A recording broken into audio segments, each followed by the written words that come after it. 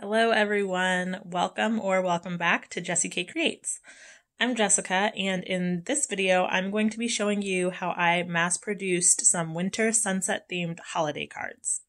Now there is a lot going on with these cards. There is ink blending, heat embossing, ink splatter, and I think the whole process to make 5 or 6 cards took about 2 or 3 days. So I almost didn't film it, but in the end, I'm really glad I did because I absolutely adore how these cards came out and I want to share them with you. So keep watching and we'll jump right into the video. So we are starting by jumping right in with ink blending. I have a panel of white cardstock that's cut to be about an inch smaller than a 5x7 card base. So it's probably around 4x6 maybe. I can't remember exactly. And for this card, I really wanted a soft winter sunset look. So I Googled images of winter sunsets and saw a lot of pretty soft sunsets with bits of blue and pink and purple. And that's really what I was initially going for. So for all of my ink blending, I'm using Distress inks. And for the sun, I took some wild honey and blended in a circular motion that I slowly widened. Next, I went in with picked raspberry, making sure to overlap it with the wild honey. And then I'm using shaded lilac followed by salty ocean. Now, my salty ocean needs to be re-inked. But also, I just wasn't crazy about the look I was getting. It really wasn't what I wanted. So I thought, you know what, I'll deepen up the sunset. So I grabbed some black soot and added that to the edges, thinking that would maybe deepen it a little. At this point, I really don't like the way my background looks. To me, it's kind of just like a hot mess. So I thought I would go in with some seedless preserves to kind of fix things. Now, this definitely means I'm not getting, that soft sunset I definitely had in mind, but I like the look of this much better.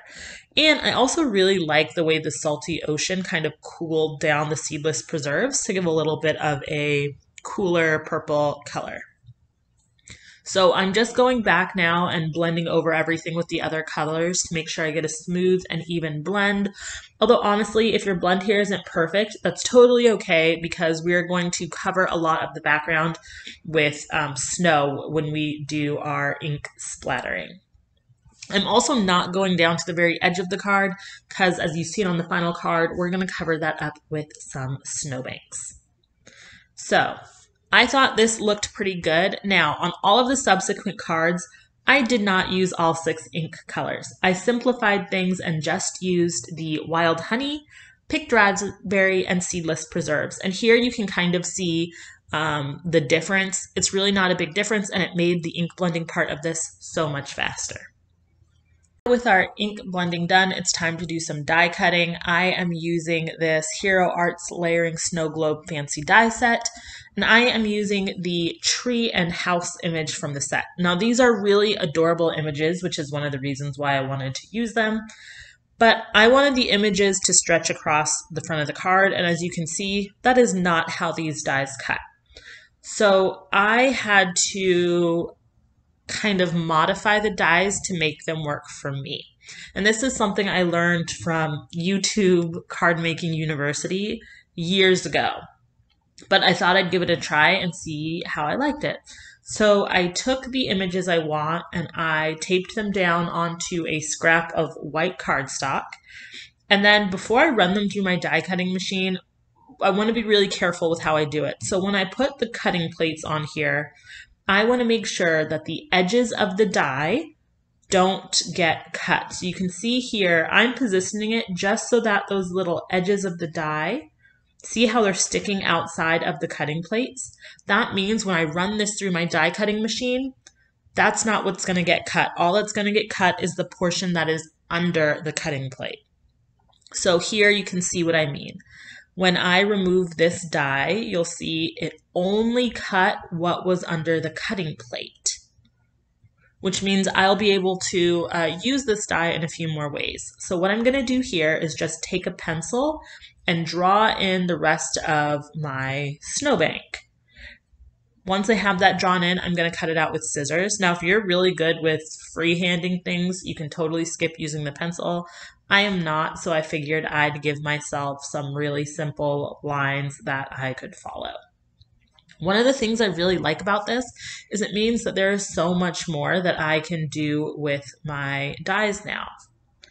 Another thing that you could have done, instead of cutting your dies this way, you could have just cut them as normal and then cut the houses off and glued them onto your snowbank. I think that would look really cute too, but I wanted to try something a little bit different, and I hadn't done that before, so that's what I opted to do. And you'll see that now we have a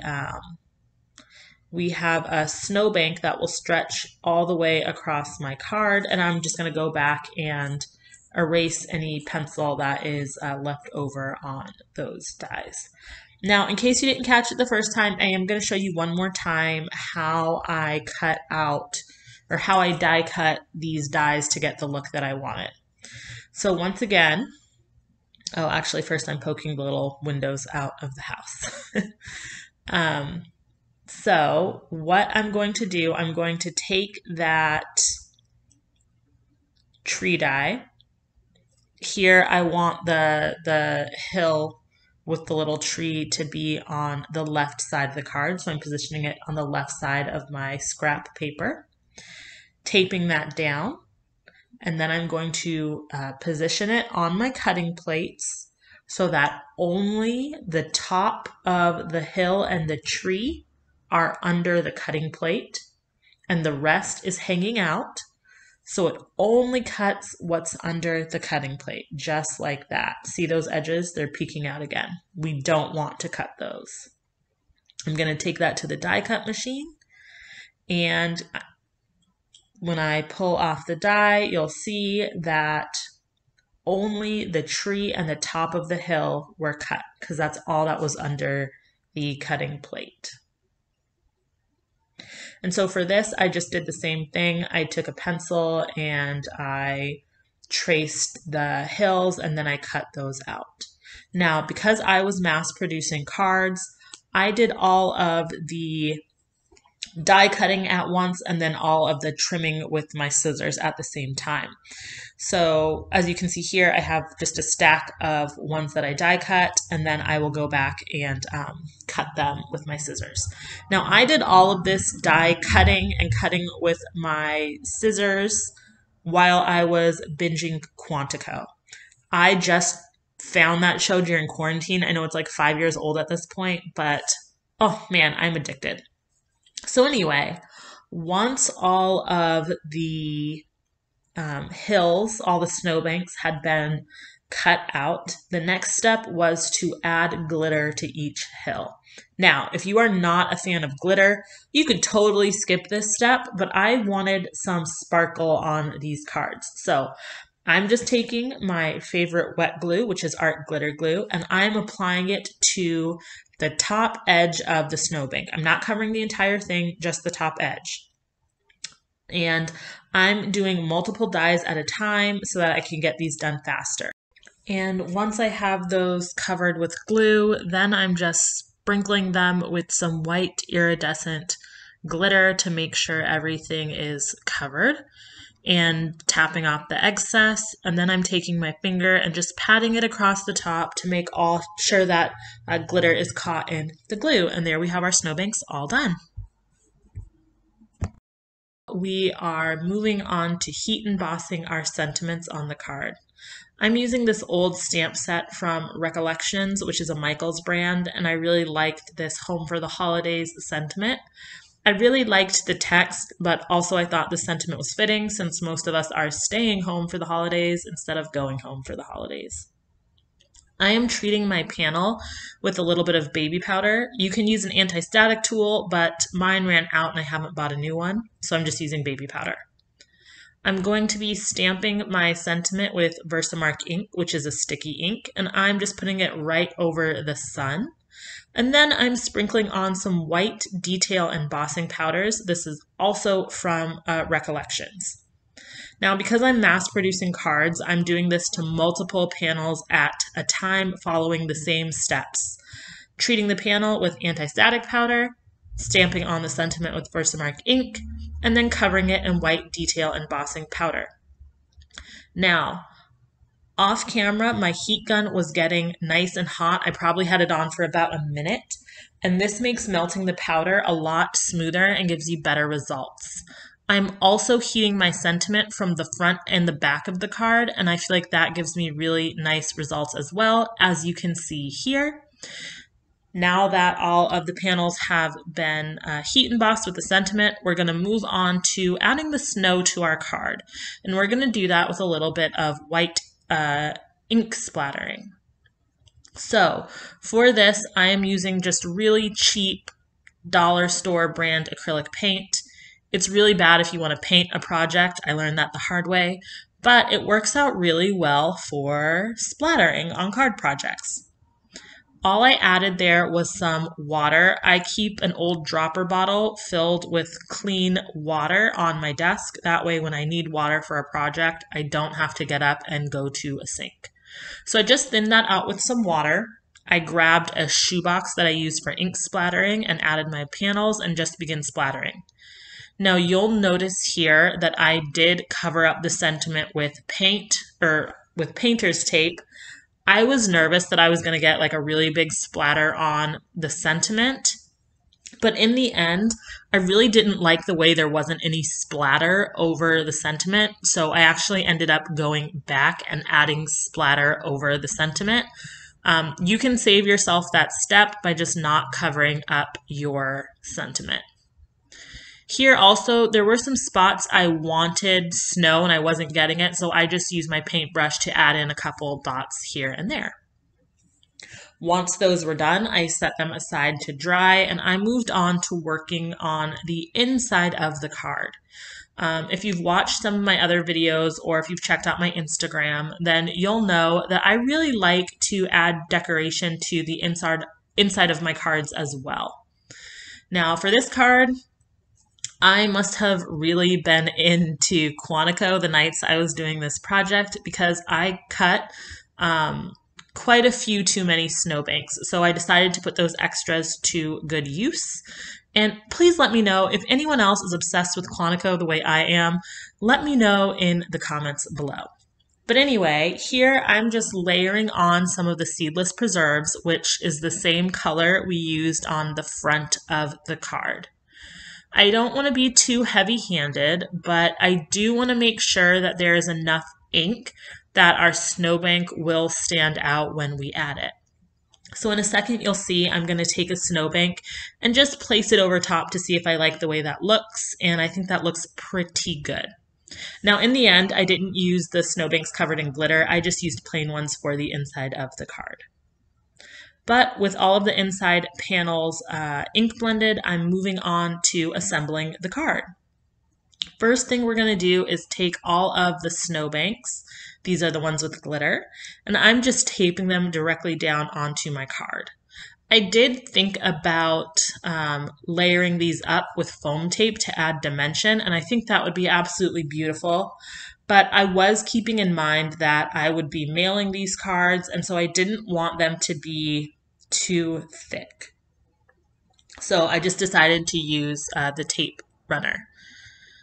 Once I had them added to my card, I used my paper trimmer to get rid of the excess cardstock. You can totally use scissors here, but since I was cutting through 3 layers of cardstock, I thought my paper trimmer would make this a lot easier for me, so that is what I decided to do. And there we have it, all done. I did that to all of the panels. And then, okay, this next step, you guys, this is really just me being extra. You definitely don't have to do this. But for the card base, I'm using Recollections 110-pound cardstock.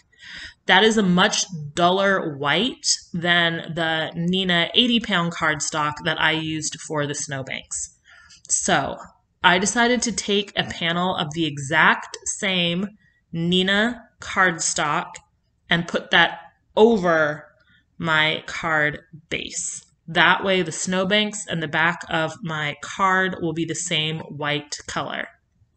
Again, this is just me being really extra. You do not have to do this. Your recipients are probably not going to notice that they aren't the exact same shade of white, but that's what I decided to do here.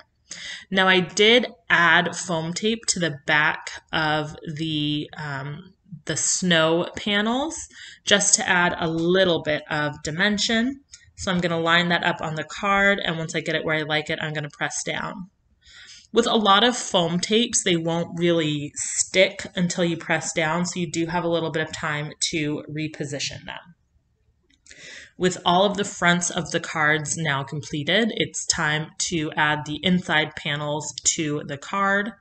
For this, I am just using my ATG tape gun once again to cover the back of the panels and then add them inside the cards.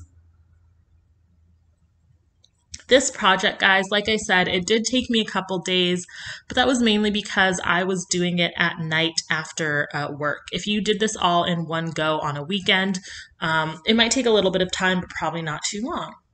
So here is our final card. It's not the card I originally thought I was going to make, but I love the way these look, and I was able to make 5 cards. I hope you enjoyed these as much as me, and I will see you guys in the next video. Happy holidays and stay safe.